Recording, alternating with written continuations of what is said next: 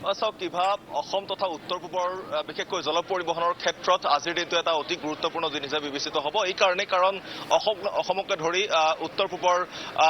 ত্ৰিপুৰা বা আমি অন্যান্য স্থানসমূহৰ যদি কথা কওঁ, সকলোখিনি যোগাযোগৰ ক্ষেত্ৰত জল পৰিবহণৰ যিটো যোগাযোগ, সেই যোগাযোগ উন্নীতকৰণৰ ক্ষেত্ৰত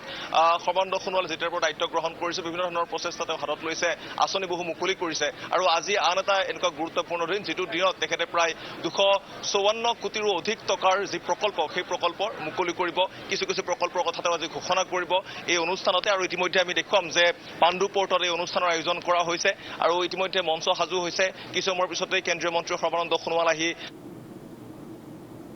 মন্ত্ৰী, অসম চৰকাৰৰ মন্ত্ৰী পৰিমল শুক্লবৈদ্য আৰু সাংসদ, গুৱাহাটী সমষ্টিৰ সাংসদ কুইন ওজা উপস্থিত থাকিব। বিধায়ক ৰমেন্দ্ৰ নাৰায়ণ কলিতা, অতুল বৰা, সিদ্ধাৰ্থ ভট্টাচাৰ্য উপস্থিত থাকিব। গতিকে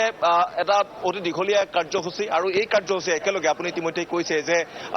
ত্ৰিপুৰাৰ সোণামুৰা, তাৰ পাছত কৰিমগঞ্জ, ধুবুৰী আৰু ডিব্ৰুগড়, এই চাৰিটা স্থানৰ পৰা একেলগে সংযুক্ত হ'ব এই অনুষ্ঠান। আৰু এই অনুষ্ঠানতেই ইতিমধ্যে আপুনি প্ৰকল্পসমূহৰ কথা কৈছেই যে যিসমূহ টাৰ্মিনেলৰ কথা কোৱা হৈছে, নতুনকৈ 2টা টাৰ্মিনেল উন্নীতকৰণ কৰা হৈছে। বদৰপুৰৰ টাৰ্মিনেলটো উন্নীতকৰণ কৰা হৈছে। লগতে যি যোগাযোগ জাহাজৰ ক্ষেত্ৰত বা আভ্যন্তৰীণ জল পৰিবহণৰ ক্ষেত্ৰত যিখিনি যোগাযোগ ব্যৱস্থা থাকিব, সেই যোগাযোগ ব্যৱস্থাৰ কাৰণে ইতিমধ্যে ব্ৰহ্মপুত্ৰ নদীৰ বিভিন্ন স্থানত 6খন জেটি, অৰ্থাৎ আমি যদি কওঁ যে কিছু প্লেটফৰ্ম, 6খনকৈ প্লেটফৰ্ম তেওঁলোকে নিৰ্মাণ কৰিব বিচাৰিছে জল পৰিবহণৰ বন্দৰ বিভাগৰ পৰা 6খনকৈ জেটি ইয়াত নিৰ্মাণ কৰিবলৈ বিচৰা হৈছে। লগতে জলপথ 16, যাক আমি বৰাক বুলি অভিহিত কৰে, জল পৰিবহণৰ ভাষাত জলপথ 16 মানে হৈছে বৰাক, আৰু জলপথ 2, ৰাষ্ট্ৰীয় জলপথ 2 মানে হৈছে ব্ৰহ্মপুত্ৰ। অৰ্থাৎ ৰাষ্ট্ৰীয় জলপথ 2, অৰ্থাৎ আমি মূৰত টেলিভিছন স্ক্ৰীণত ব্ৰহ্মপুত্ৰৰ দৃশ্য দেখুৱাইছো, আৰু এই ব্ৰহ্মপুত্ৰত 19খন যাত্ৰীবাহী জাহাজৰ কথা ঘোষণা কৰিব আজি কেন্দ্ৰীয় মন্ত্ৰীগৰাকীয়ে। যেতিয়া 19খন যাত্ৰীবাহী জাহাজ চলিব, নিশ্চয়কৈ ইয়াক এটা অন্য এটা মাত্ৰা প্ৰদান কৰিব এই গোটেই ব্যৱস্থাই জল পৰিবহণৰ ক্ষেত্ৰত। আৰু সমান্তৰালকৈ যিকেইটা প্ৰকল্প গ্ৰহণ কৰা হৈছে, তাৰ ফলত ক'ত কি লাভ হ'ব আমি অকণমান দৰ্শকক ক'বলৈ বিচাৰিছো যে বগীবিলত যিটো টাৰ্মিনেল আজি মুকলি কৰা হ'ব, বগীবিলৰ যিটো টাৰ্মিনেল হ'ব, সেই বগীবিলৰ টাৰ্মিনেলটোৱে উজনি অসম, লগতে কাষৰীয়া ৰাজ্য অৰুণাচল প্ৰদেশ আৰু এই গোটেই ক্ষেত্ৰখিনিত যি আমাৰ অসমৰ চাহ আছে বা অন্যান্য যি সাৰ ইত্যাদি বিভিন্ন ধৰণৰ বাণিজ্যিক ব্যৱসায়ৰ ক্ষেত্ৰত বা ইয়াৰ পৰিবহণৰ ক্ষেত্ৰত যথেষ্টখিনি সহায়ক হ'ব। আৰু ইয়াৰ সমান্তৰালকৈ সোণাপুৰা যিটো টাৰ্মিনেল হ'ব, ত্ৰিপুৰাৰ সোণামুৰা যিটো টাৰ্মিনেল হ'ব, সেই টাৰ্মিনেলৰ ফলত আমি যদি কওঁ যে ভাৰত আৰু বাংলাদেশৰ মাজৰ যি বাণিজ্যিক সম্পৰ্ক, সেই সম্পৰ্ক আৰু বেছি সুদৃঢ় হ'ব, আৰু বেছি শক্তিশালী হ'ব। আমি অকণমান দেখুৱাম যে ইতিমধ্যে গুৱাহাটীৰ বিভিন্ন প্ৰান্তৰ পৰা আহি ইয়াত লোকসকল সমবেত হৈছে। কিছু সময়ৰ পিছতে যিহেতু কেন্দ্ৰীয় মন্ত্ৰী সৰ্বানন্দ সোণোৱাল উপস্থিত হ'ব, আৰু তাৰ পাছত কৰিমগঞ্জ আৰু বদৰপুৰৰ যি 2টা টাৰ্মিনেল উন্নীতকৰণ কৰা হৈছে, সেই 2টা টাৰ্মিনেলত যথেষ্টখিনি কাম কৰা হৈছে। তাৰপিছত উন্নীতকৰণ কৰা হ'ল, আৰু সেই 2টা উন্নীতকৰণ টাৰ্মিনেলৰো আজি মুকলি কৰা হ'ব। গতিকে সেই 2টা টাৰ্মিনেলে অসমৰ কাছাৰ, কৰিমগঞ্জ আৰু হাইলাকান্দি জিলাৰ লগতে মিজোৰাম, ত্ৰিপুৰা, মণিপুৰ, মেঘালয়ৰ লগত সংলগ্ন ৰাজ্যৰ ব্যৱসায়ী আৰু যিসকলে উৎপাদনৰ লগত জড়িত উৎপাদন কাৰখানাসমূহৰ ক্ষেত্ৰতো যথেষ্ট সুপ্ৰভাৱ পেলাব। গতিকে এই গোটেই ক্ষেত্ৰখিনিত বিশেষকৈ বাণিজ্যিক দিশটো, কাৰণ আমি সকলোৱে জানো যে পূৰ্বতে কি ধৰণে নদীৰ মাধ্যমেৰে বা জল পৰিবহণ মাধ্যমেৰেই বাণিজ্যিক ক্ষেত্ৰখনৰ বিকাশ হৈছিল বা বাণিজ্যিক ক্ষেত্ৰখনৰ বিভিন্ন ধৰণৰ কাম কাজ চলিছিল। গতিকে সেই কথাখিনিক পুনৰ নতুন ৰূপত উজ্জীৱিত কৰাৰ কাৰণে বা নতুন এটা ৰূপ দি ইয়াক এটা অন্য স্তৰলৈ লৈ যোৱাৰ কাৰণেই আচলতে এই গোটেই যি জল পৰিবহণৰ দায়িত্ব আৰু বন্দৰ বিকাশৰ দায়িত্ব সৰ্বানন্দ সোণোৱালৰ হাতত অৰ্পণ কৰা হৈছিল প্ৰধানমন্ত্ৰী নৰেন্দ্ৰ মোদীৰ জৰিয়তে। আৰু এই গোটেই ক্ষেত্ৰখনত কাম কৰি থকাৰ কাৰণে আজি আমি দেখিছোঁ যে এতিয়া আমি যিটো স্থানত উপস্থিত আছোঁ, পাণ্ডু পৰ্ট, এয়াও নিৰ্মাণ অৱস্থাত আছে। কেইদিনমানৰ পিছতে হয়তো ইয়াক সুসজ্জিত কৰা হ'ব, আৰু ইয়াৰ সমান্তৰালকৈ বিভিন্ন কাম তেওঁ হাতত লৈছে। গতিকে আজি আমি এইকাৰণেই কৈছোঁ যে এটা অতি উল্লেখনীয় দিন। একেবাৰে কৰিমগঞ্জৰ পৰা আৰম্ভ কৰি ধুবুৰীলৈকে বিভিন্ন ধৰণৰ কাম জল পৰিবহণৰ ক্ষেত্ৰত আজি উন্মোচন কৰিব। আৰু বিশেষকৈ ধুবুৰীৰ এটা অতি যি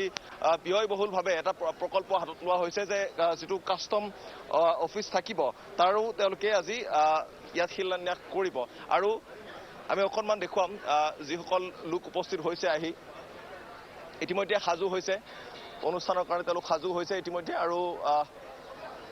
কিছুমান পিছতে যিহেতু অনুষ্ঠান আৰম্ভ হ'ব,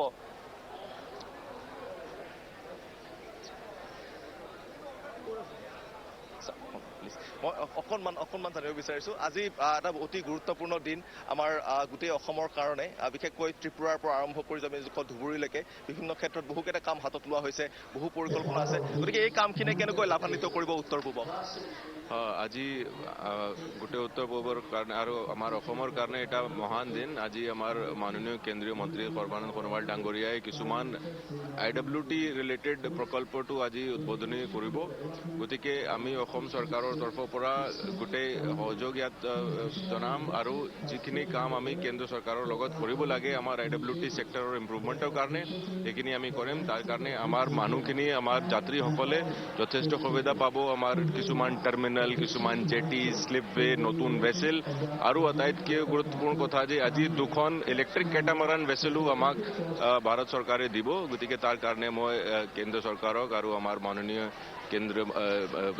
শ্বিপিং মন্ত্ৰী সৰ্বানন্দ সোণোৱাল ডাঙৰীয়াক আন্তৰিক ধন্যবাদ জনাইছোঁ ধুবুৰী আৰু যোগীঘোপাৰ কাৰণে দুটা নতুন প্ৰকল্পৰ আজি শিলান্যাস কৰিব কি হ'ব গোটেই প্ৰকল্পটো অকণমান যদি জনাই দিয়ে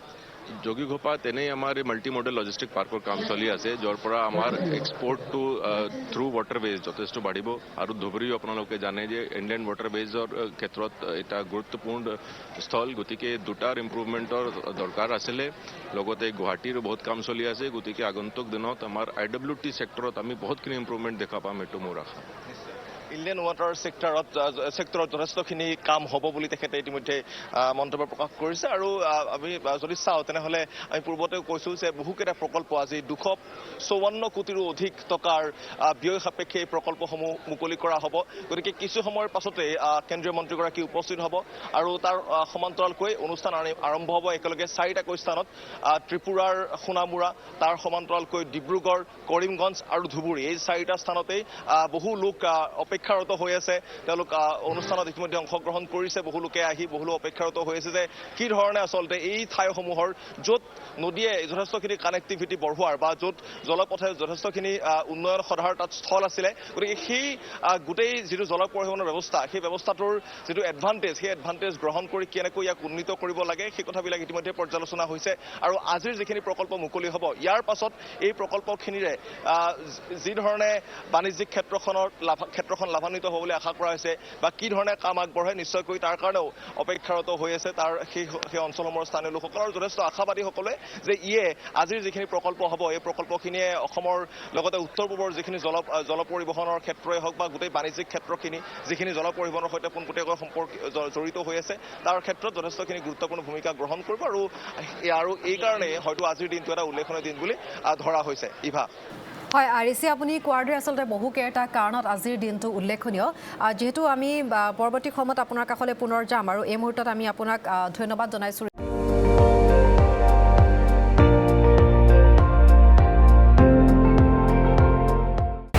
আপুনি চাই আছে ND24